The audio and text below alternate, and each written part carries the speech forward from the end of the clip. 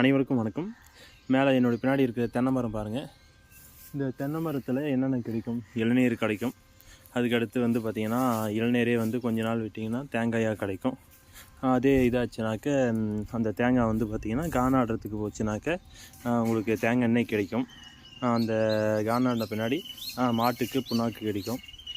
அதுக்கடுத்து தேங்காய் அந்த நார் கிடைக்கும். வேறு ஓலையில் வந்து ஓலை குடிசைலாம் முன்னாடி தைச்சி பண்ணிட்டு இருந்தாங்க. அதுக்கடுத்து தொடப்பங்கள். இப்போது ஓலை குடிசைகள்லாம் குறைஞ்சிருச்சுன்னு நினைக்கிறேன். கிராமத்து பகுதியில் எந்த அளவுக்கு இருக்குது இப்போது அப்படின்றது தெரில. மீதி விறகுக்கு பயன்படுது அந்த பட்டிங்க இதெல்லாம். வேறு என்னென்னலாம் தென்னை மரத்தில் வந்து பயன்படும்னு உங்களுக்கு தெரியும்னா அதில் இருக்கிற பயன்களை நீங்கள் வந்து கமெண்ட் பண்ணுங்கள். எனக்கு தெரிஞ்ச வரையும் வந்து பார்த்திங்கனாக்க இந்த வீடியோவில் சொல்லியிருக்கேன். நாங்கள் வந்து பார்த்திங்கன்னா நான் இதெல்லாம் வச்சு ஒரு 20 வருஷம் ஆகிட்ருக்குன்னு நினைக்கிறேங்க. 15-20 வருஷம் இருக்கலாம். நல்லா இப்போ வந்து எல்லாமே இளநீர் தேங்காய் விட்டுட்டுருக்கு.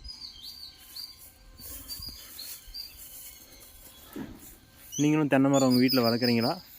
அதே போல் தென்னை மரத்தில் உள்ள பயன்கள் என்னென்னன்றது கமெண்ட் பண்ணுங்கள். உங்களுக்கு தெரிஞ்ச தகவல்கள் நான் சொன்னது இல்லாமல் வேறு எதனா இருந்தாலும் அடுத்த காணொலியில் சந்திக்கலாம்.